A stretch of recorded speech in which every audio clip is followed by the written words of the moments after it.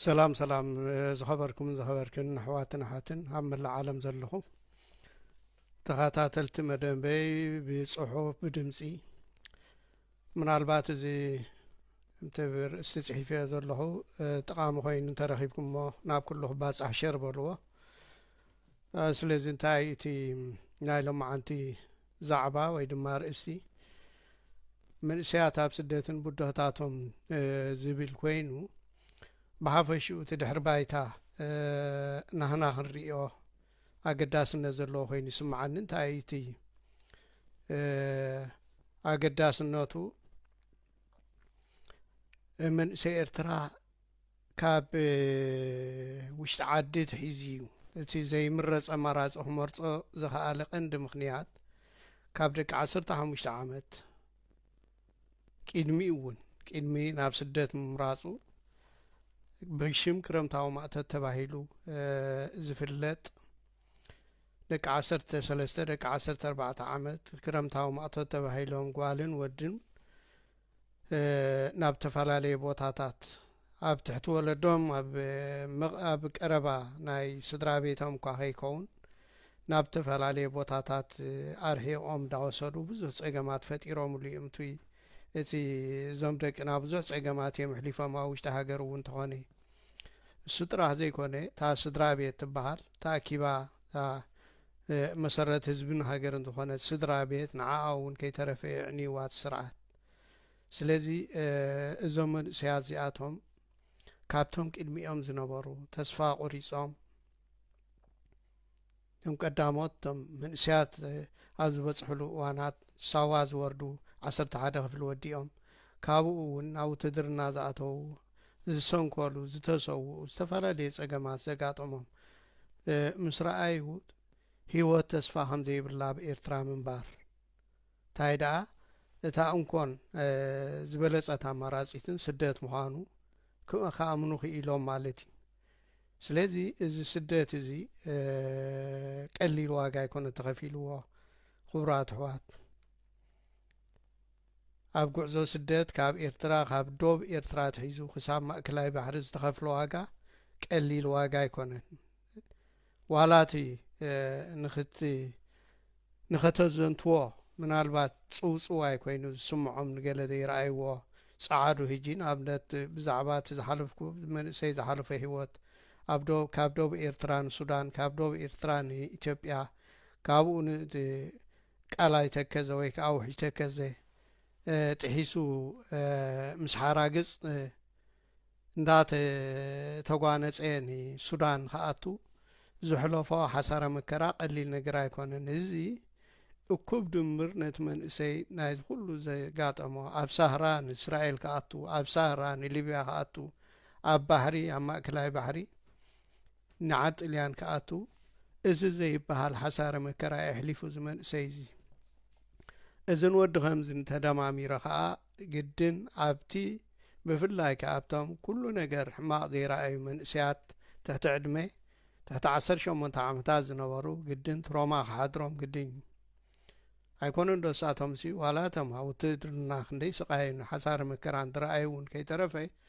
نساتهم نبعلهم ملو طحنا ناي امرو الله ملكا تحسب اصقامي ونياتو زحلفو وشغير ابساوا يكون ابتفلالي وتهدرنا قليل نغير ايكونن اذا حسار مكرازي نو امرون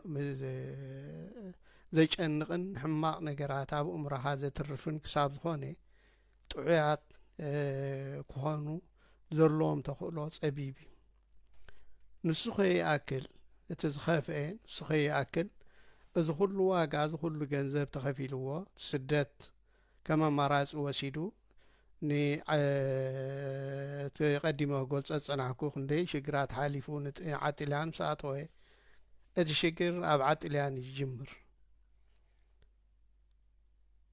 انتاي هو قاطيموهم كلهم بوز حلفكم تفلطوا ويهم اتم سالساي ولدهم ابعد اليان هونو بحفشو اب اوروبا انا مول العالم زلو سدتنياتات ايرتراويان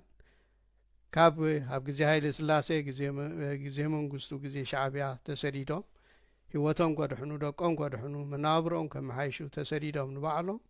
ንሳቶም ኣብ ኣጥልያን ጸኒሐን ብፍላይ ዘን ደቂ ኣንስትዮ ኣዴታት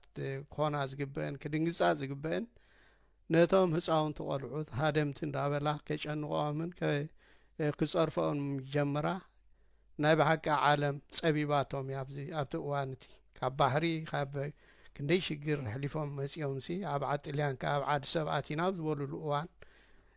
እዚ ኩሉ ሽግርን ዘየድሊ ካብ ሓደ ኤርትራዊ ካብ ሓንቲ ኤርትራዊ ዘይተጽበዮ ነውራም ዝኾነ ቃላት እንዳተዛረባ ነቲ መንእሰይ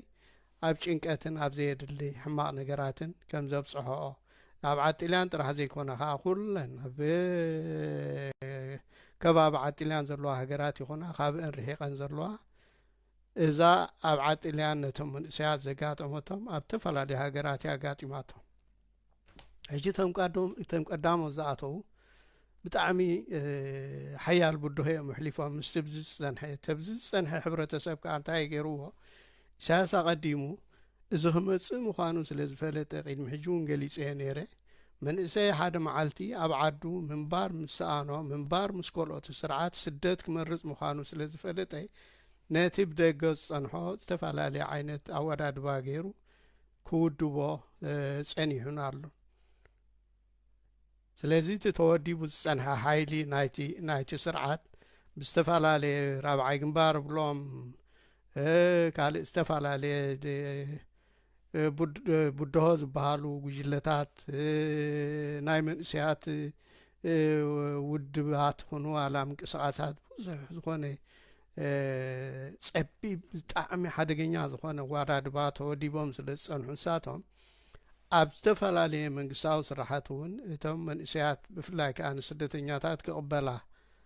ኢለን ዝቆማ ማሕበራት ናይ ዓጥልያን ኹና ናይ ፈረንሳይ ኹና ጀርመን ኹና ካልእ ኹና ኩለን ኣብቲ ውሽጢ ንሳቶም ሒዞምን ስለ ዝጸንሑ ወረቓቕቶም ንምብልሻው ከይተረፈ ስለምንታይ ካብ ዓዲ ወፂእኩም ተባሂሎም ኣብ ዝሕተትሉ እዋናት ንሳቶም ትዘጋጥሞም ሽግራት ብጉሉጽ ክነግርዎም ከለዉ ሓቂ ክነግርዎም ከለዉ እቲኦም ከዓ ገምጢ ኢሎም ንሕና ብዓድና ብተፈላለየ ምኽንያት ዓድና ጸቕጢ ስለ ዝተገብረላ እታ ሃገርና ክንመሃርን ክንሰርሕን ኣይከኣልናን ስለዚ ንሕና ክንሰርሕ ኢልና መጺና እንዳበሉ ገምጢ ኢሎም ንዓቶም እውን ነግርዎም ነይሮም ድሕሪ ገለ እዋናት ግና ብዙሓት ሰብ ሕልና ተረኺቦም ንሳቶም ከምዚ ሽግር የጋጥሞ ኣሎ ኣብ ዘመን እሰያት ምስ ተባህሉ ኣብ ብዙሓት ሃገራት ተመሓይሹ ብፍላይ ከዓ እዞም እንታይ እዮም ዝበሃሉ ደቂ ባህልቢ ዝበሃሉ ኣለዉ ሲራክ ኣብ ሽወደን ሓፍቱ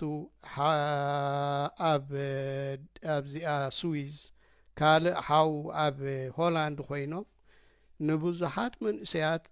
ወረቓቕቶም ከበላሽውሎም ጸኒሖም እዮም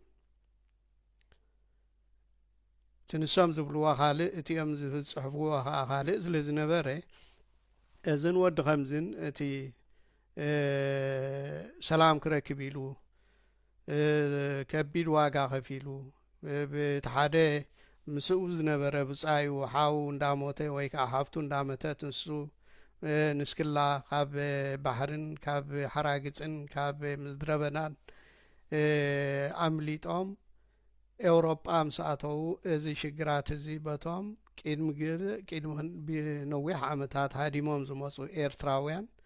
እዚ ሽግር እዚ ከጋጥሞም ከም ዝኸኣለ ኩልና ንፈልጦ ኢና ብፍላይቶም ሽግር ዘጋጥመኩም መንእሰያትን ቶም ቡድሆ ዘጋጥመኩም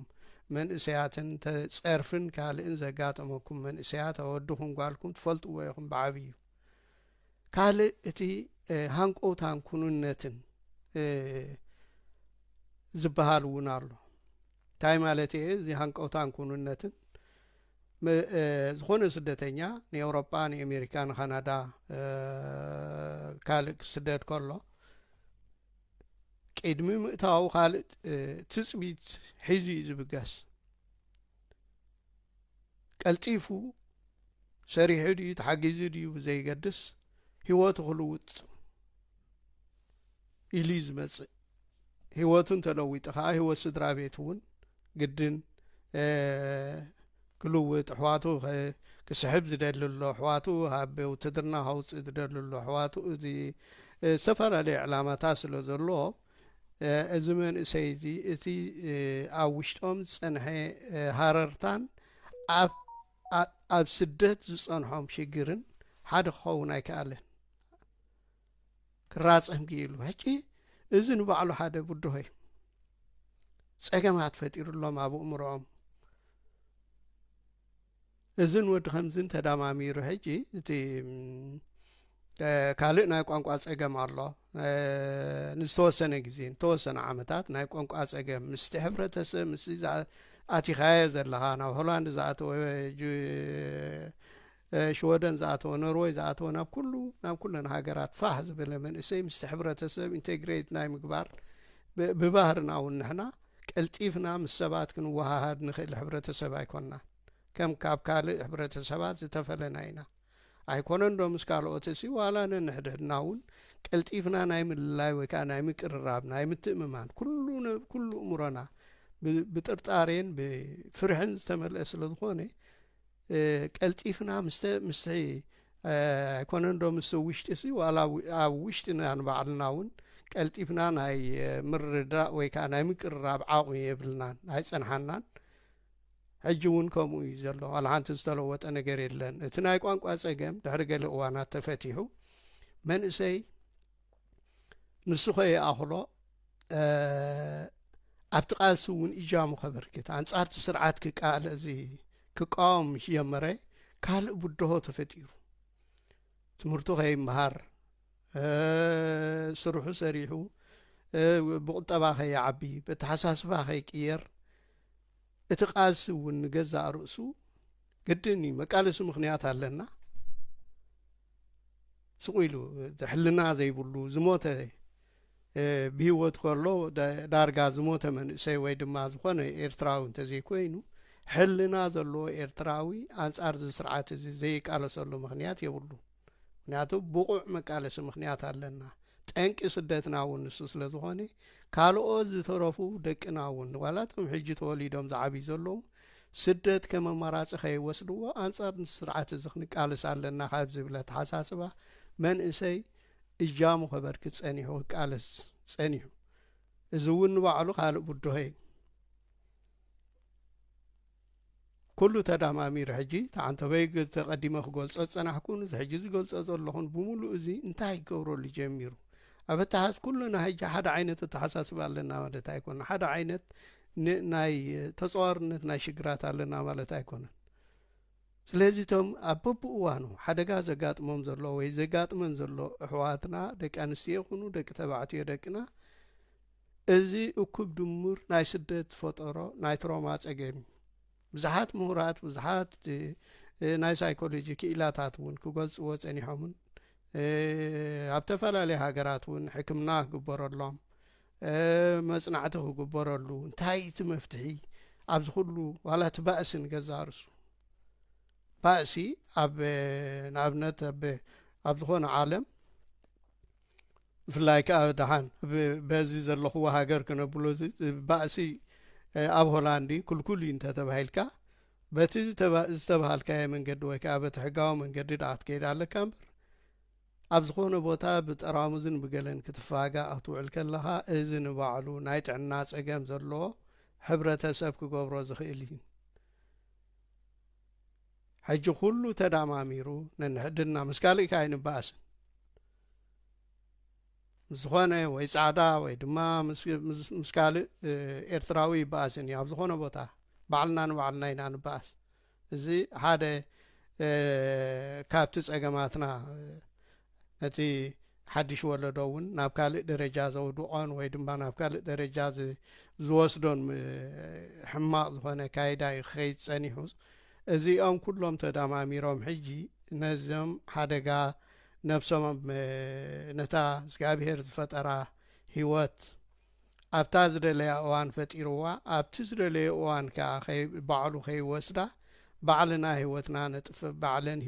ህይወተን ዘጥፋኣ ዘለዋ ባዕሎም ህይወቶም ዘጥፍኡ ዘለዉ መንእሰያት ሱቕ ኢሎም ኣይኮኑን ነዚ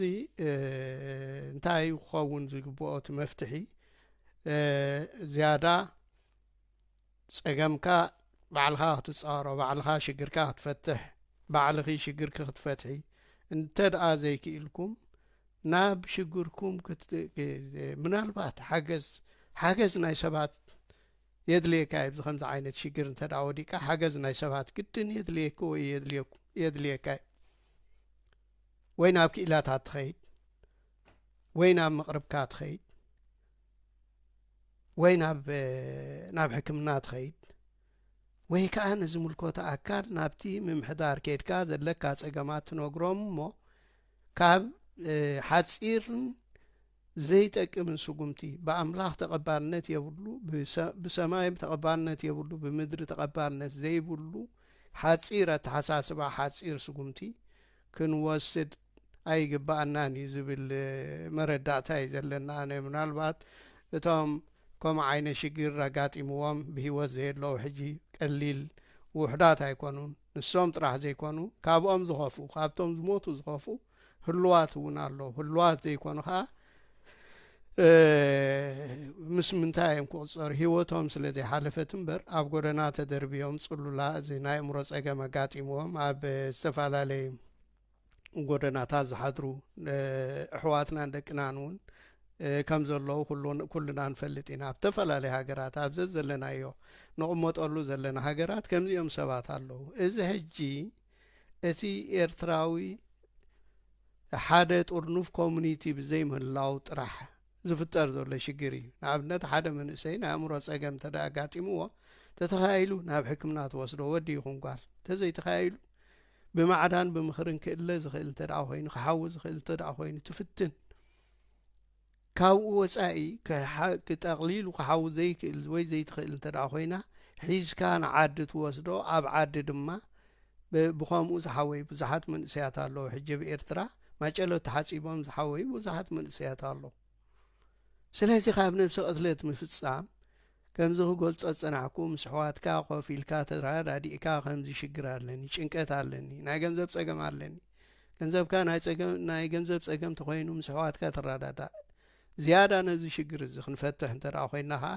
ሓደ ኤርትራዊ ኮሚኒቲ ክንፈጥር ክንክእል ኣለና ንኣብነት ኣብ ካልእ እንድዒ ምናልባቶም ኣብ ዘለናዮ ሃገር ንፈልጦ ኢና ኣብ ሆላንዲ ንእሽተይን ድልየትካ ክትገብረላ ትኽእል ሃገርን እያ ቅድሚ ሕጂ ኮሚኒቲ ናይ ኤርትራዊ ኮሚኒቲ ፀንሐና ቅድሚ ንሕና ምፃና ንሕናቶም ድሓሮት ዝመፃና እውን ኤርትራዊ ኮሚኒቲ ክንፈጥር ኣይከኣልና ሕጂ ረብሓ ናይቲ ኮሚኒቲ ምናልባት ሕጂ ዝያዳ ብሶም ሞያ እንተዝግለጽ እኳ ዝበለፀ ነይሩ ግን ከዓ ክሳብ ሕጂ ብዛዕባ እዚ ዝዛረብ ኣነ ሰሚዐ ኣይፈልጥን በታ ዝዓቕመይ ግን ኩሉ ግዜ ኣብ ዝኾነ ይኹን ነገር ጥርኑፍ ሕብረተሰብ እንተደኣ ኮይኑ ብክልቲኡ ሸነኽ ሕጂ ሕሰብዎ ዋላቶም ደገፍቲ ግደፍ ዝበሃሉ መዋኢሎም ኣብዚ ዓዲ ገይሮም ንሳቶም ንባዕሎም ኮሚኒቲ የብሎም ጥዑይ ኮሚኒቲ የብሎም ንምክንያቱ ህግደፍ እታ ቀዳመይቲ ዝፀልኣ ምእካብ እያ ህዝቢ ኤርትራ ተኣኪቡ ብዝኾነ ይኹን ጉዳይ ክዝቲ ኣይደልየን እዩ እታ ሓንቲ ዝደልያ ንሱ ኣብ ግዜ በዓላት ናይ ህግደፍ ከምዚ ብሽወደን ዝረኣናዮ ኣብ ዝሓለፈ እዋን ባእሽሓት መንእሰያትን ዓበይትን ኣኪብካ ሆ ምባል ተዘይኮይኑ ካልእ በሃይማኖት ክትእከብ ኣይደሊ ብፖለቲካ ክትእከብ ኣይደልን እዩ ስለዚ ዋላ ንሳቶም እውን ኮሚኒቲ ክገብሩ ይከኣሉን ሳልሳይ ወለዶኦም ኣብዚ ዓዲ ዝተቐመጡ እዮም ደቅደቆም ዝረኣዮም ኣብዚ ዓዲ ደቆም ቋንቋኦም ኣይፈልጡ እምነት የብሎም ካልእ የብሎም ደቂ ዝዓዲ ኮይኖም ንሳቶም እውን እቶም ወለዶም እውን ካብ እምነት ዝረሓቑ ኣብ በይኖም ዓለም ዝነብሩ ሕብረተሰብ እዮም ዝያዳ ሕጂ እንታይ እያ ክትከውን ዝግባኣ ነይሩ እቶም ዳሕሮት ዝመፃና ናይ ባዕልና ኮሚኒቲ ከነቕውም ትዝበለፀ ነይሩ ኮሚኒቲ እንተዝህሉ ከዓ ነዞም ዝሓሙ ዘለዉ ነዞም ነብሰ ቅትለት ዝፍፅሙ ዘለዉ ደቅና ክንኣልዮም እንተዘይሓወየ ብዝዓድኻ ከምዘይቀዲመ ክገልፆ ፀናሕኩ ንዓዲ ኸይዶም ማጨለት ተሓፂቦም ምናልባት ብሓይሊ ኣምላኽ ምድሓኑ ነይሮም ዝብል ዝፈልጦም ሰባት ስለ ዘለዉ እዮም ሓውዮም ካብ ዝተፈላለዩ ሃገራት ንዓዲ ኸይዶም ንኢትዮጵያ ኸይዶም ንኤርትራ ኸይዶም ሓውዮም أو تدرنا هيترفه زعته الله كاب نفسخات قتل أو تدرنا ومن بار بلز بعشر تأزفي تهدر كوين كايت ويأيت أرجني خا ويكا كل وتهدر يموتي مالت هيكونن سلازي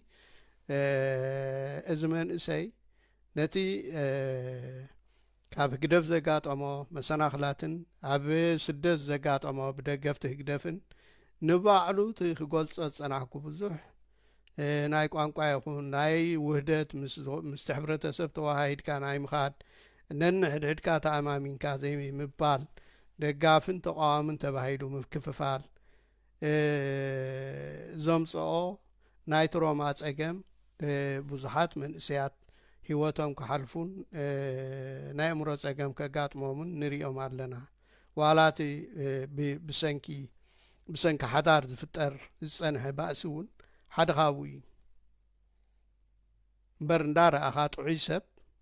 ንበዓልቲ ቤቱን ንደቁን ክቐትል ክትሪኦ ከለኻ እዚ ሓደ ሙሉእ ጥዑይ ሰብ ክገብሮ ዝኽእል ኣይኮነን ጽሉል ጥራሕ እዩ ከም ዝገብር ስለዚ ክሳብ ከምዚ ዝወደቐ ሕብረተሰብ እዩ ዘለና ንሕና ፈቲና ጸሊእናቲ ናህና ጸገም ክንፈልጦ ክንክእል ኣለና መፍትሒታት ከዓ ኸነናድየሉ ክንክእል ኣለና ኤርትራውያን ኣሕዋተይ زيادة نظام أمودة أتاقبلاز دلي توم كم زعينة شجر زرلوكم سبات في اللايتهم من سياتكم هاب كم زعينة شجر توركم زرلهم نسخاتكم كل جزينا بيت كريستيان قربو كابيت كريستيان يترعوا أبينا بيت كريستيان تخدون عهاتكم يزملكت راحنا بيت كريستيان كيدو ናይ ደጋፍን ናይ ተቃዋምን ዝበሃል ቤተ ክርስቲያን የለን ባዕሎም ዝገበርዎ ስንፍና ናይቶም ካህናትን እቶም መሳርሒ ፖለቲከኛታት ወይ ከዓ መሳርሒ ህግደፍ ኮይኖም ዘለዉ ጳጳሳትን ዝፈጠርዎ ሽግር ዳእምበር ናይ ተቃዋምትን ናይ ደገፍትን ዝበሃል ቤተ ክርስቲያን የለን ኣብ ዝቐረበኩም ቤተ ክርስቲያን ከይድኩም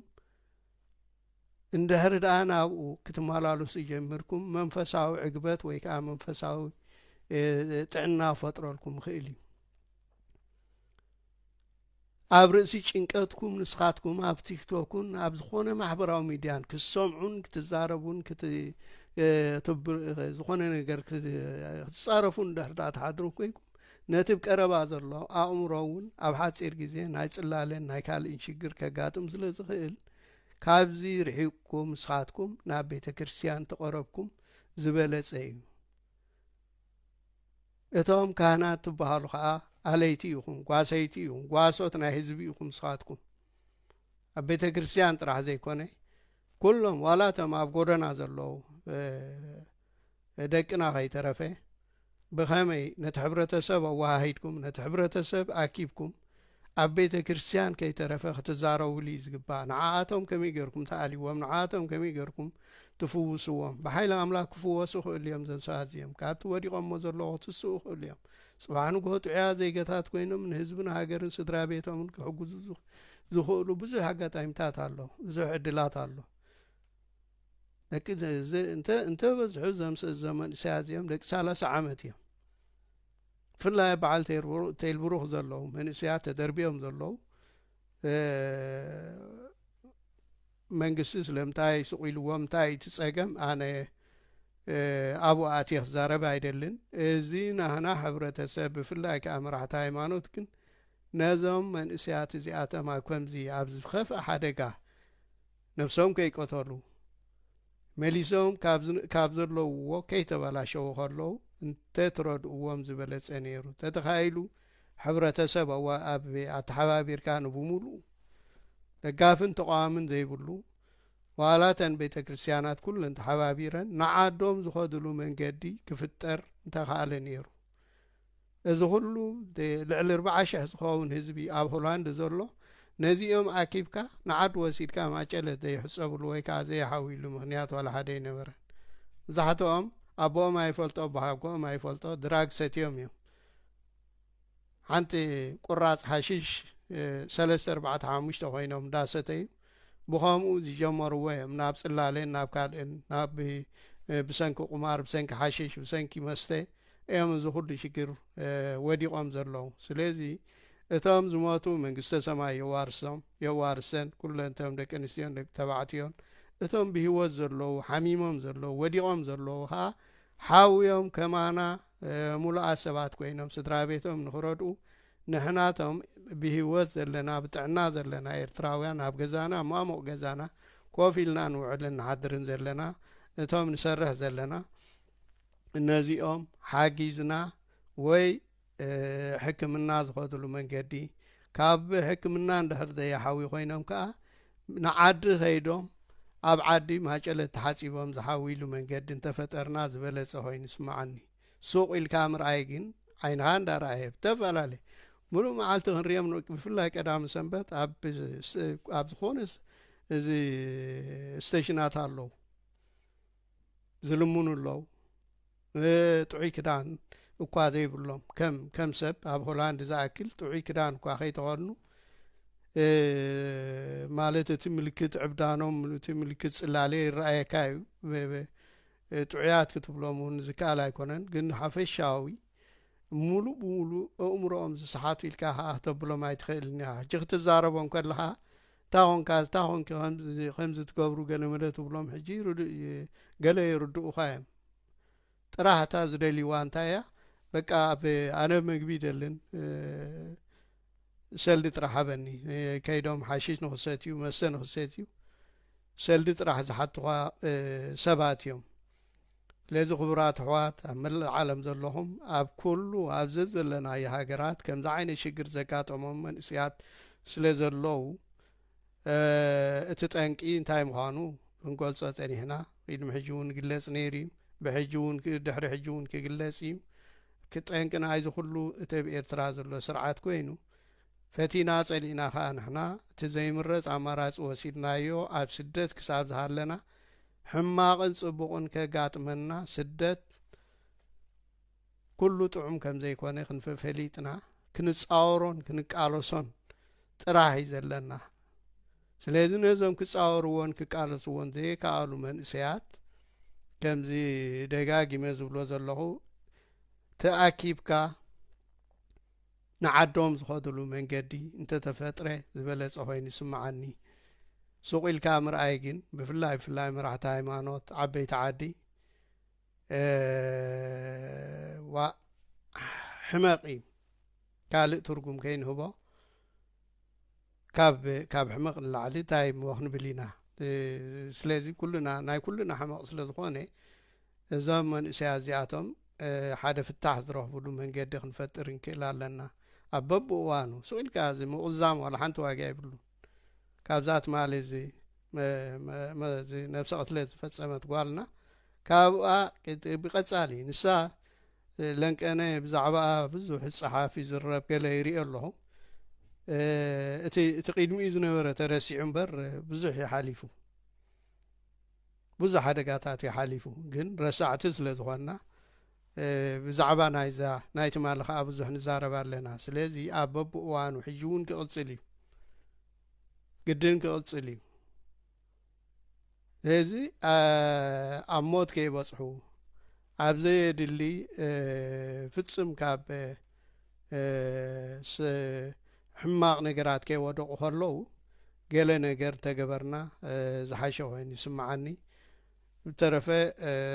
ጠቓሚ ኮይኑ እንተረኺብኩም ወይሸር በልዎ ናብ ኩሉ ባጻሕ ሰላም ምሸት